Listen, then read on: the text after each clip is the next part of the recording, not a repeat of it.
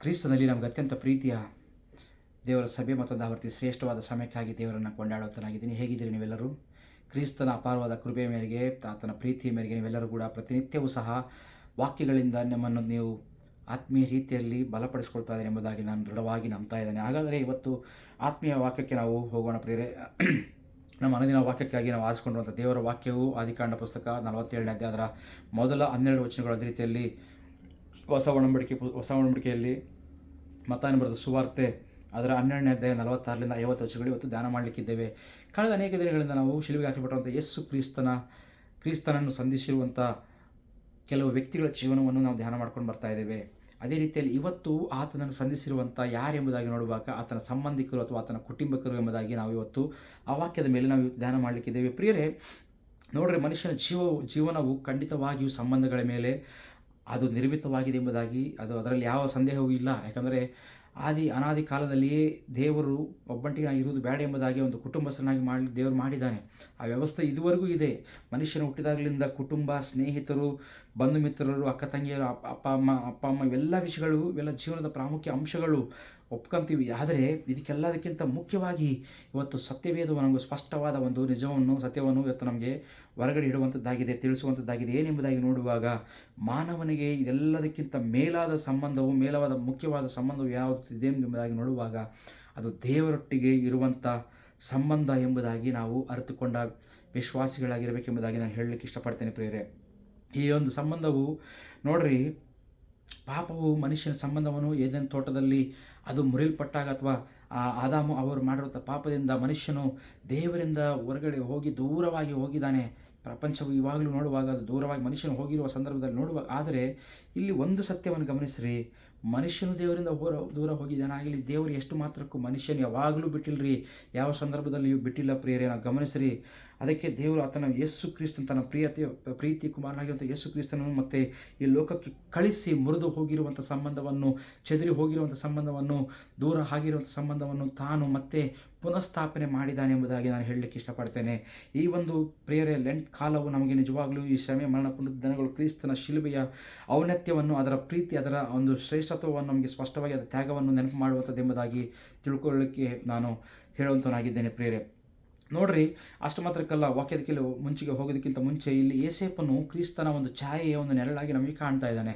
ಅನೇಕ ಸಾರಿ ನಾವು ಹಳೆಯ ಒಡಂಬಡಿಕೆ, ಹೊಸ ಒಡಂಬಡಿಕೆಗೆ ಅಥವಾ ಯೇಸು ಕ್ರಿಸ್ತನಿಗೆ ಒಂದು ನೆರಳು ಅಥವಾ ಛಾಯೆ ಎಂಬುದಾಗಿ ನಾವು ನೋಡ್ತಾ ಇದ್ದೇವೆ, ಅದರ ಶ್ಯಾಡೋ ಎಂಬುದಾಗಿ. ಅದೇ ರೀತಿಯಲ್ಲಿ ಯೇಸುವಿನ ವಿಷಯದಲ್ಲಿ ನೋಡುವಾಗ ಮೊದಲನೇದಾಗಿ ತನ್ನ ಸಹೋದರರಿಂದ ತಿರಸ್ಕರಿಸಪಟ್ಟಿರುವಂಥ ವ್ಯಕ್ತಿಯಾಗಿ ನೋಡ್ತಿದ್ದೇವೆ. ಅದೇ ರೀತಿಯಲ್ಲಿ ಯೇಸು ಕ್ರಿಸ್ತನ್ ಸಹ ತನ್ನ ಕುಟುಂಬ ಸ್ವಕೀಯ ಜನಾಂಗಗಳಿಂದಲೇ ಆತನ ತಿರಸ್ಕರಿಸಪಟ್ಟಿದ್ದಾನೆ ಎಂಬುದಾಗಿ ವಾಕ್ಯದಲ್ಲಿ ನೋಡ್ತಾ ಇದ್ದೇವೆ. ಅಷ್ಟು ಮಾತ್ರಕ್ಕಲ್ಲ, ಯೋಸೇಫನು ತನ್ನ ತಮ್ಮಂದರಿಂದ ಬೆಳ್ಳಿಗಾಗಿ ಮಾರಲ್ಪಟ್ಟಿದ್ದಾನೆ ಎಂಬುದಾಗಿ ನೋಡ್ತಾ ಇದ್ದಾವೆ. ಅದೇ ರೀತಿಯಲ್ಲಿ ಯೇಸು ಕ್ರಿಸ್ತನು ಸಹ ತನ್ನ ಶಿಷ್ಯನಾಗಿರುವಂಥ ಇಸ್ಕರಿಯೋತನಿಂದ ಆ ಒಂದು ಬೆಳ್ಳಿಗೋಸ್ಕರ ದ್ರೋಹಕ್ಕೆ ಗುರಿಯಾಗಿದ್ದಾನೆ ಎಂಬುದಾಗಿ ನಾನು ಹೇಳಲಿಕ್ಕೆ ಇಷ್ಟಪಡ್ತೇನೆ. ಅಷ್ಟು ಮಾತ್ರಕ್ಕಲ್ಲ, ಯೋಸೇಫನು ತನ್ನ ನೋಡುವಾಗ ಪ್ರಿಯರೇ, ಯಾವ ತಪ್ಪು ಮಾಡದೇ ಇರುವಾಗಲೂ ಸಹ ಅನೇಕ ಶ್ರಮಗಳನ್ನು, ಕಷ್ಟಗಳನ್ನು ಈ ಲೋಕದಲ್ಲಿ ಆತನಿರುವಾಗ ಅನೇಕ ಹಿಂಸೆಗಳನ್ನು ಅನುಭವಿಸಿದೆ ಎಂಬುದಾಗಿ ನೋಡ್ತಾ ಇದ್ದೇವೆ. ಅದೇ ರೀತಿಯಲ್ಲಿ ಪ್ರಿಯರೇ, ನಾವು ಯೇಸು ಕ್ರಿಸ್ತನ ನೋಡುವಾಗ ಆತನು ಯಾವ ಪಾಪವೂ ಮಾಡದೇ ಇರುವಂಥ ಸಂದರ್ಭದಲ್ಲಿ ಪರಿಶುದ್ಧನಾಗಿರುವಂಥ ಆತನು ಸಹ ಅನೇಕ ಕಷ್ಟ ಸಂಕಟಗಳನ್ನು ಆ ಶಿಲುಬೆಯಲ್ಲಿ ಹೊತ್ತುಕೊಂಡಿದ್ದಾನೆ ಎಂಬುದಾಗಿ ನಾವು ನೋಡ್ತಿದ್ದೇವೆ ಪ್ರಿಯರೇ. ಅಷ್ಟು ಮಾತ್ರಕ್ಕಲ್ಲ, ಯೋಸೇಫನು ತದನಂತರ ಐಗುಪ್ತ ದೇಶದಲ್ಲಿ ಒಂದು ಉನ್ನತ ಸ್ಥಾನಕ್ಕೆ ದೇವರ ಮುಖಾಂತರ ಪ್ರಧಾನಮಂತ್ರಿ ದೇವರು ಸ್ಥಾನವನ್ನು ಕೊಟ್ಟಿದ್ದಾನೆ ಎಂಬುದಾಗಿ ನೋಡ್ತಿದ್ದೇವೆ.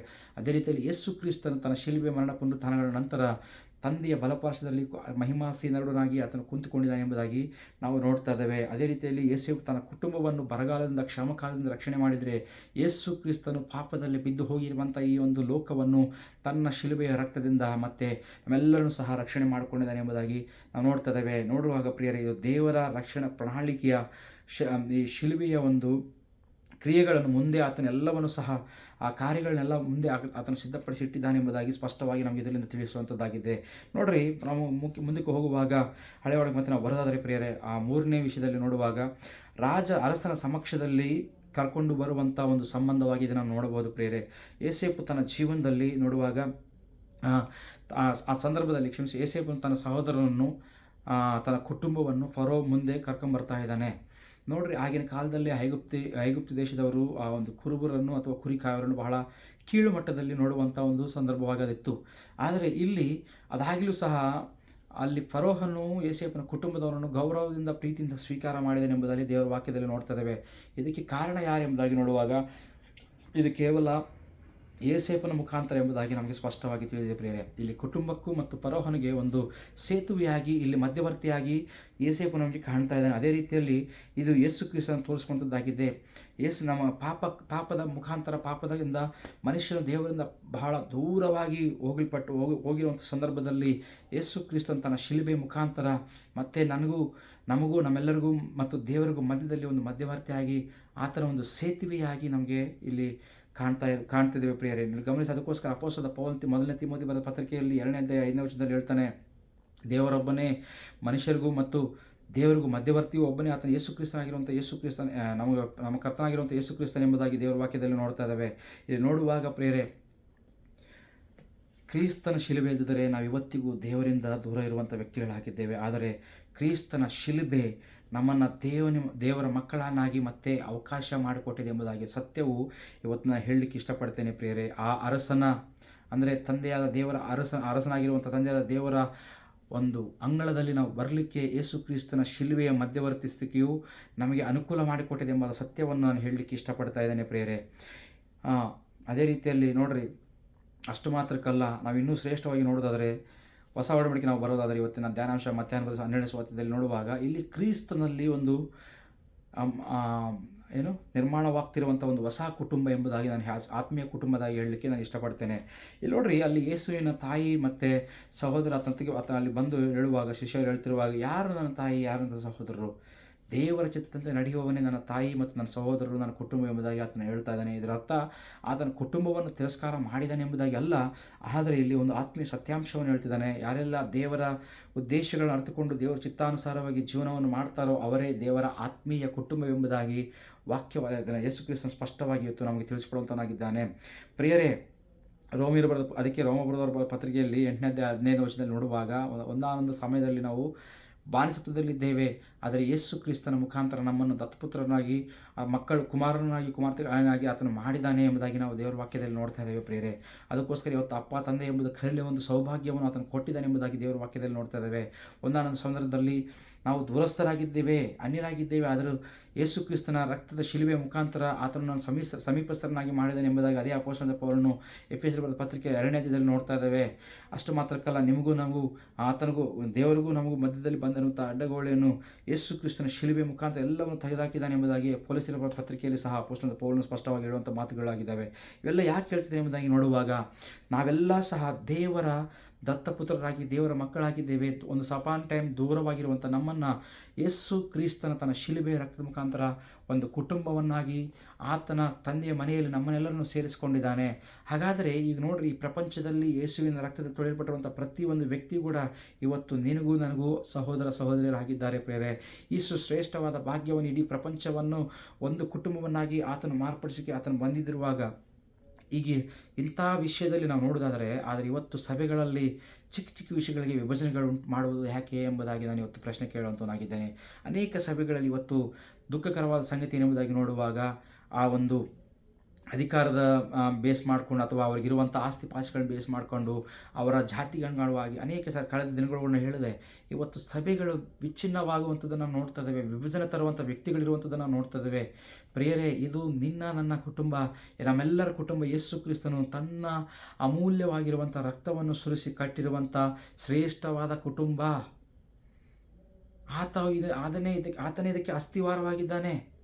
ಈ ಸತ್ಯಾಂಶವನ್ನು ಯಾಕೆ ನಾವು ಅರ್ಥ ಮಾಡ್ಕೊತಾ ಇಲ್ಲ? ಆತನೇ ನಮ್ಮನ್ನು ಎಲ್ಲ ತನ್ನ ಕುಟುಂಬದಲ್ಲಿ ಆಹ್ವಾನ ಮಾಡಿರುವಾಗ, ಯಾವ ಯೋಗ್ಯತೆಗೆ ಬಾರದೇನುವಂಥ ನಮ್ಮನ್ನು, ಯಾವ ಎಲ್ಲ ಪಾಪದಲ್ಲಿ ಬಿದ್ದು ಹೋಗಿರುವಂಥ ನಮ್ಮನ್ನು, ಹಾಳಾಗಿರುವಂಥ ನಮ್ಮ ಜೀವನಗಳನ್ನು ಸರಿಪಡಿಸಿ ತನ್ನ ಶಿಲುಬೆ ರಕ್ತದ ಮುಖಾಂತರ ನಮ್ಮನ್ನು ಹತ್ತಿರ ತಗೊಂಡು ಒಂದು ಕುಟುಂಬಸ್ಥರನಾಗಿ ತನ್ನ ಕುಟುಂಬದಲ್ಲಿ ನಮ್ಮನ್ನು ಸೇರಿಸ್ಕೊಂಡಿರುವಾಗ, ನಾವು ಇತರನ್ನು ಆಹ್ವಾನ ಮಾಡುವಂಥ ವ್ಯಕ್ತಿಗಳಾಗಿರಬೇಕು ಹೊರತು ನಾವು ಯಾಕೆ ಅವರಿಗೆ ಎಡವಿ ಬೀಳುವಂಥ ಕಲ್ಲಿನ ಹಾಗೆ ಇದ್ದೀವಿ ಇವತ್ತಿನ ದಿನದಲ್ಲಿ? ದಯಮಾಡಿ ಈ ಒಂದು ಸತ್ಯವನ್ನು ನೀವೆಲ್ಲ ಗ್ರಹಿಸ್ಕೋಬೇಕೆಂಬುದಾಗಿ ನಾನು ಹೇಳಲಿಕ್ಕೆ ಇಷ್ಟಪಡ್ತೇನೆ ಪ್ರಿಯರೇ. ಇದು ಬಹಳ ದುಃಖಕರವಾದ ಸಂಗತಿ. ಇದು ಗಮನಿಸಿ, ಇದು ದೇವರ ಕುಟುಂಬ. ಯೇಸು ಕ್ರಿಸ್ತನು ತನ್ನ ಸ್ವರಕ್ತವನ್ನು ಸುರಿಸಿ ಕಟ್ಟಿರುವಂಥ ಕುಟುಂಬ ಎಂಬುದಾಗಿ ನಮ್ಮ ಮನಸ್ಸಿನಲ್ಲಿ, ನಮ್ಮ ಹೃದಯದಲ್ಲಿ ಯಾವತ್ತಿಗೂ ಇರಲಿ. ನಾವು ಸಭೆಯಲ್ಲಿ ಕಾಲಿಡ್ತಿರುವಾಗ ಎಲ್ಲ ವ್ಯಕ್ತಿಗಳು, ನಮ್ಮ ಆತ್ಮೀಯ ಸಹೋದರರು, ನಮ್ಮ ಕುಟುಂಬಸ್ಥರು ಎಂಬುದಾಗಿ ಒಂದು ಭಾವನೆ ನಮ್ಮಲ್ಲಿ ಬರಲಿ. ಆ ರೀತಿಯಾಗಿ ನಮ್ಮ ಕುಟುಂಬವನ್ನು ಯಾವ ರೀತಿಯಿಂದ ನಾವು ನಡೆಸ್ಕೊಂಡು ಹೋಗ್ತೇವೋ ಅದೇ ರೀತಿಯಲ್ಲಿ ಸಭೆಯನ್ನು ಸಹ ನಾವು ಪ್ರೀತಿಸುವಂಥ ವ್ಯಕ್ತಿಗಳಾಗಿರೋಣ. ಆ ರೀತಿಯಲ್ಲಿ ದೇವರ ಕುಟುಂಬವನ್ನು ನಾವು ಪ್ರೀತಿಸುವಂಥ ವ್ಯಕ್ತಿಗಳಾಗಿರೋಣ ಪ್ರಿಯರೇ. ನೋಡ್ರಿ, ಮುಂದಕ್ಕೆ ಹೋಗುವುದಾದರೆ ಆ ಒಂದು ಕ್ಷಾಮ ಸಮಯದಲ್ಲಿ ಕೂಡ ಪೋಷಣೆ ಮಾಡುವಂಥ ಸಂಬಂಧವನ್ನು ನೋಡ್ತಾ ಇದ್ದಾವೆ. ಹಳೆ ಒಡಂಬಡಿಕೆಯಲ್ಲಿ ಯೋಸೇಫನ್ನು ನೋಡುವಾಗ ಅಷ್ಟು ಬರಗಾಲ ಬಂದಿರುವಂಥ ಸಂದರ್ಭದಲ್ಲಿ ಕೂಡ ತನ್ನ ಕುಟುಂಬವನ್ನು ಗೋಷೇನ್ ಪ್ರಾಂತದಲ್ಲಿ ಇಟ್ಟು ಅವ್ರಿಗೆ ಬೇಕಾಗಿರುವಂಥ ಎಲ್ಲವನ್ನು ಒದಗಿಸಿಕೊಟ್ಟಿದ್ದಾನೆ ಎಂಬುದಾಗಿ ನೋಡ್ತೇವೆ. ಅದೇ ರೀತಿಯಲ್ಲಿ ಯೇಸು ಕ್ರಿಸ್ತನು ಸಹ ದೇವರ ವಾಕ್ಯದಲ್ಲಿ ನೋಡ್ತಾ ಇದ್ದೇವೆ. ಯೋಹಾನ ಬರೆದ ಸುವಾರ್ತೆ 6:35 ಹೇಳ್ತದೆ, ನಾನೇ ಜೀವವುಳ್ಳ ರೊಟ್ಟಿ ಎಂಬುದಾಗಿ ಆತನು ಹೇಳ್ತಿದ್ದಾನೆ ಪ್ರಿಯರೇ. ನೋಡ್ರಿ, ಆ ವಾಕ್ಯವನ್ನು ನೋಡುವಾಗ ಜೀವ ಕೊಡುವ ರೊಟ್ಟಿ ನಾನೇ ಎಂಬುದಾಗಿ ಆತನು ಸ್ಪಷ್ಟವಾಗಿ ಹೇಳ್ತಾ ಇದ್ದಾನೆ. ಅಂದರೆ ಇಲ್ಲ ಗಮನಿಸಬೇಕಾಗಿರುವಂಥ ವಿಷಯ ಎಂಬುದಾಗಿ ನೋಡುವಾಗ ಪ್ರಿಯರೇ, ಈ ಲೋಕದಲ್ಲಿರುವಂಥವೆಲ್ಲವೂ ಸಹ ನಿನ್ನೆದಿಂದಲೂ ಕೂಡ ನಾವು ಧ್ಯಾನ ಮಾಡಿದ್ದೀವಿ, ಎಲ್ಲ ಕೂಡ ಶಾಶ್ವತ ಅಲ್ಲ. All the worldly pleasure whatever it may be, it is all temporary ಎಂಬುದಾಗಿ ನಾವು ಸ್ಪಷ್ಟವಾಗಿ ಗುರುತಿಸ್ಕೋಬೇಕು. The eternal thing is only the Christ ಎಂಬುದಾಗಿ ನಮಗೆ ಸ್ಪಷ್ಟವಾಗಿ ನಾವು ಅರ್ಥ ಮಾಡ್ಕೊಥ ವ್ಯಕ್ತಿಗಳಾಗಿ ನಾವು ಇರಬೇಕಾಗಿದೆ ನಾನು ಹೇಳಲಿಕ್ಕೆ ಇಷ್ಟಪಡ್ತೇನೆ. ಯಾಕಂದರೆ ಈ ಲೋಕದಲ್ಲಿರುವಂಥ ಯಾವ ವಿಷಯವೂ ಕೂಡ ನಮ್ಮೊಟ್ಟಿಗೆ ಬರುವಂಥದ್ದಲ್ಲ ಪ್ರಿಯರೇ. ಆದರೆ ನಿತ್ಯತ್ವವು ಕೊಡುವಂಥದ್ದು ಯೇಸು ಕ್ರಿಸ್ತನು ಮಾತ್ರ. ಒಂದು ಸ್ಪಷ್ಟತೆಯನ್ನು ನಾವು ಗ್ರಹಿಸ್ಕೋಬೇಕು. ನಮ್ಮ ಆತ್ಮವನ್ನು ತೃಪ್ತಿಪಡಿಸುವಂಥ ಜೀವದ ರೊಟ್ಟಿ ಯೇಸು ಕ್ರಿಸ್ತನು ಮಾತ್ರ. ನಿನ್ನನ್ನು ನನ್ನನ್ನು ಕ್ಷಮಿಸಿ, ನಿನ್ನನ್ನು ನನ್ನ ಪಾಪವನ್ನು ತೊಳೆದು ಆತನು ನಮ್ಮ ಆತ್ಮಗಳನ್ನು ತೃಪ್ತಿಪಡಿಸುವಂಥ ದೇವರಾಗಿದ್ದಾನೆ. ಈ ಒಂದು ಸತ್ಯವನ್ನು ನಾವು ತಿಳ್ಕೊಬೇಕೆಂಬುದಾಗಿ ನಾನು ಹೇಳಲಿಕ್ಕೆ ಇಷ್ಟಪಡ್ತೇನೆ ಪ್ರಿಯರೇ. ಅಷ್ಟು ಮಾತ್ರ ಇನ್ನೂ ಮುಂದಕ್ಕೆ ನಾವು ಹೋಗಿ ಧ್ಯಾನ ಮಾಡೋದಾದರೆ ಶಿಲುಬೆಯಲ್ಲಿ ಸ್ಪಷ್ಟಪಡಿಸುವಂಥ ಸಂಬಂಧ ಏನೆಂಬುದಾಗಿ ನೋಡುವ ಕಳೆದ ದಿನಗಳು ನಾವು ಧ್ಯಾನ ಮಾಡಿದ್ದೇವೆ. ಈ ವಿಷಯದಲ್ಲಿ ಅನೇಕರು ಯೇಸು ಕ್ರಿಸ್ತನ ಅದ್ಭುತಗಳನ್ನು ಮಾಡಿದಾಗ ಹಿಂಬಾಲಿಸುವಂಥ ವ್ಯಕ್ತಿಗಳನ್ನು ನೋಡ್ತಾ ಇದ್ದಾವೆ. ಆದರೆ ಶಿಲುಬೆಯಲ್ಲಿ ನಿಜವಾದ ಸಂಬಂಧ ಇಲ್ಲಿ ಗೊತ್ತಾಗ್ತದೆ. ಅಲ್ಲಿ ಎಲ್ಲರೂ ಓಡೋಗಿದೆ, ಚೆಲ್ಲಾಪಿಲ್ಲಿ ಆಗಿದ್ದಾರೆ. ಆದರೆ ಯೇಸುವಿನ ತಾಯಿ ಮರಿಯಳು ಅಷ್ಟು ಮಾತ್ರಕ್ಕಲ್ಲ, ಯೋಹಾನ್, ಕೆಲವು ವ್ಯಕ್ತಿಗಳು ಮಾತ್ರ ನೋಡ್ತಿದ್ದೇವೆ. ಪ್ರಿಯರೇ, ಕಷ್ಟದಲ್ಲಿ ನಿಂತಿರುವವನೇ ನಿಜವಾದ ಶಿಷ್ಯನೆಂಬುದಾಗಿ ದೇವರ ವಾಕ್ಯದಲ್ಲಿ ನೋಡ್ತಿದ್ದೇವೆ. ನೋಡ್ರಿ, ಅದೇ ಅಪೊಸ್ತಲ ಪೌಲನ 2 ತಿಮೋಥಿ ಪತ್ರಿಕೆಯಲ್ಲಿ 2ನೇ ಅಧ್ಯಾಯದಲ್ಲಿ 12ನೇ ವಚನದಲ್ಲಿ ನೋಡುವಾಗ, ನಾವು ಸಹಿಸಿಕೊಳ್ಳುವರಾದರೆ ಆತನೊಟ್ಟಿಗೆ ನಾವು ಆಳುವವರಾಗಿದ್ದೇವೆ ಎಂಬುದಾಗಿ ದೇವರ ವಾಕ್ಯ ಹೇಳ್ತಾ ಇದ್ದಾರೆ. ನಮ್ಮ ಕಷ್ಟಗಳಲ್ಲಿ, ನಮ್ಮ ಬಾಧೆಗಳಲ್ಲಿ, ನಮ್ಮ ಶ್ರಮ ಸಂಕಟಗಳಲ್ಲಿ, ನಮ್ಮ ಮನುಷ್ಯನ ಜೀವನದಲ್ಲಿ ಎಲ್ಲವೂ ಸಹ ಬರುವುದುಂಟು. ಆದರೆ ಅಂಥ ಸಂದರ್ಭದಲ್ಲಿ ಕೂಡ ಕ್ರಿಸ್ತನ ವಿಶ್ವಾಸದಲ್ಲಿ ಆತನ ಕುಟುಂಬದಿಂದ ಹೊರಗಡೆ ಹೋಗದೆ ಆತನಲ್ಲೇ ಇದ್ದುಕೊಂಡು ನಾವೆಲ್ಲವನ್ನು ತಾಳಿಕೊಂಡು ಇರುವಾಗ ಒಂದು ಸಮಯ ಬರ್ತದೆ. ಆ ಸಮಯದಲ್ಲಿ ನಿಜವಾಗಲೂ ನಾವೆಲ್ಲವೂ ಸಹ ಮಹಿಮೆಯನ್ನು ಹೊಂದಿಕೊಳ್ಳುವಂಥ ವ್ಯಕ್ತಿಗಳಾಗಿದ್ದೇವೆ. ದೇವರ ಅಪಾರವಾದ ಬಹುಮಾನಗಳನ್ನು ನಾವು ಹೊಂದಿಕೊಳ್ಳುವಂಥ ವ್ಯಕ್ತಿಗಳಾಗಿದ್ದೇವೆ ಪ್ರಿಯರೇ. ಈ ಸ್ಪಷ್ಟತೆಯನ್ನು ನಾವು ತಿಳ್ಕೋಬೇಕು ನಮ್ಮ ಜೀವನದಲ್ಲಿ. ದೇವರ ವಾಕ್ಯದ ಕೇಳ್ತದೆ, ನಾವು ಸಹಿಸಿಕೊಳ್ಳೋದಾದರೆ ಆತನೊಟ್ಟಿಗೆ ಆಳಲಿಕ್ಕಿದ್ದೇವೆ. ಯಾರಿಗೆಲ್ಲರಿಗೂ ಬೇಕು ಆತನೊಟ್ಟಿಗೆ ಆಳಲಿಕ್ಕೆ ಇವೆಲ್ಲವೂ. ಆದರೆ ಇಲ್ಲಿ ಮನುಷ್ಯನ ಇವತ್ತು ಏನು ಮಾಡ್ತದೆ ಅಂದರೆ, ಕೆಲವು ಅತಾತ್ಕಾಲಿಕ ಶಾಶ್ವತವಾಗಿ ಇಲ್ಲದೇ ಇರುವಂಥ ಟೆಂಪ್ರರಿ ಥಿಂಗ್ಸ್ಗೋಸ್ಕರ ಮನುಷ್ಯನ ಇವತ್ತು ಹಿಂದೆ ಬಿದ್ದು ದೇವರ ಸಂಬಂಧವನ್ನು ಕಳೆದುಕೊಳ್ತಾ ಇದ್ದಾನೆ. ಇನ್ನೂವರೆಗೂ ಸಹ ದೇವರು ಎಲ್ಲ ಮಾಡಿರುವಂಥ ಫಿನಿಶ್ ವರ್ಕ್, ಯೇಸು ಕ್ರಿಸ್ತನು ತನ್ನ ಶಿಲುಬೆಯಲ್ಲಿ ಮಾಡಿರುವಂಥ ಎಲ್ಲ ಕೆಲಸ ಕಾರ್ಯವನ್ನು ಇದ್ದರೂ ಸಹ ಅದನ್ನು ಬದಿಗಿಟ್ಟು ತನ್ನ ಜೀವನದಲ್ಲಿ ಸ್ವಂತ ಇಚ್ಛಾನುಸಾರವಾಗಿ ಮನುಷ್ಯನ ಜೀವನ ಮಾಡಿ ದೇವರಿಂದ ದೂರ ಹೋಗ್ತದೆ ಅಂತ ಹೇಳಲಿಕ್ಕೆ ನಾನು ಬಹಳ ಅದು ದುಃಖಪಡುವಂಥ ಸಂಗತಿಯಾಗಿ ನಾವು ನೋಡ್ತಾ ಇದ್ದೇವೆ ಪ್ರಿಯರೇ. ಇಲ್ಲಿ ಗಮನಿಸ್ರಿ, ನಿಜವಾದ ಶಿಷ್ಯರು ಕಷ್ಟ ಕಾಲದಲ್ಲಿ ಇರ್ತಾರೆ ಆತನೊಟ್ಟಿಗೆ. ಇದನ್ನು ತಿಳ್ಕೊಬೇಕು ಪ್ರಿಯರೇ.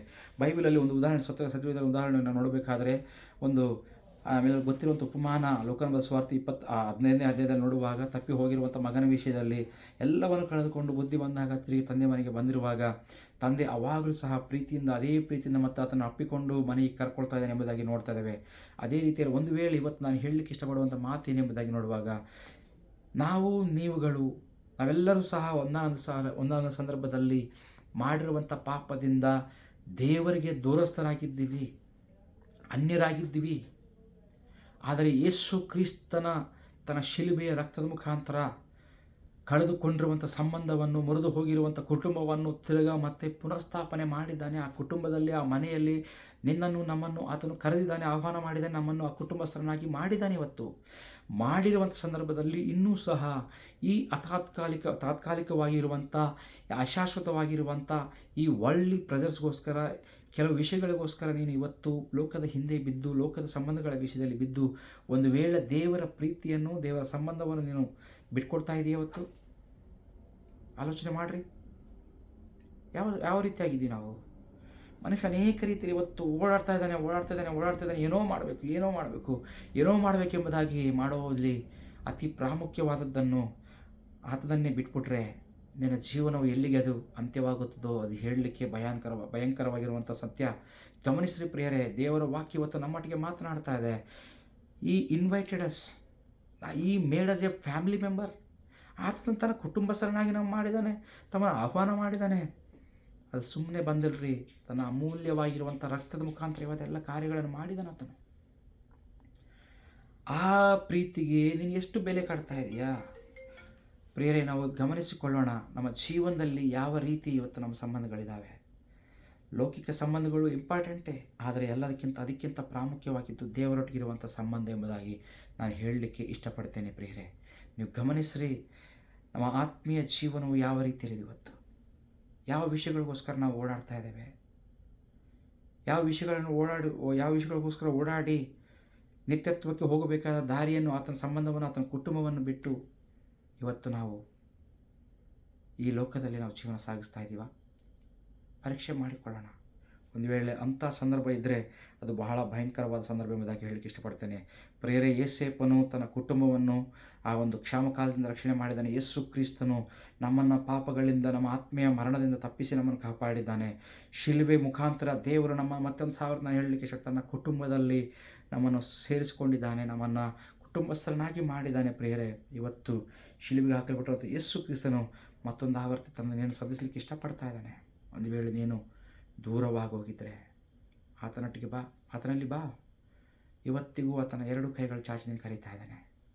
ಬರುವುದಾದರೆ ಆತನೊಂದಿಗೆ ಆತನು ಸಂಬಂಧವನ್ನು ಹೊಂದಿಕೊಂಡು ನಿತ್ಯತ್ವಕ್ಕೂ ಅದು ನಡೆಸುವಂಥ ಸಂಬಂಧವಾಗಿದೆ ಎಂಬುದಾಗಿ ಹೇಳಲಿಕ್ಕೆ ಇಷ್ಟಪಡ್ತೇನೆ. ಆ ರೀತಿಯಾದ ಸಂಬಂಧವನ್ನು ಹೊಂದಿಕೊಳ್ಳೋರಾಗೋಣ. ದೇವರು ನಿಮ್ಮೆಲ್ಲರನ್ನು ಸಹ ಆಶೀರ್ವಾದ ಮಾಡಲಿ. ಆಮೇಲೆ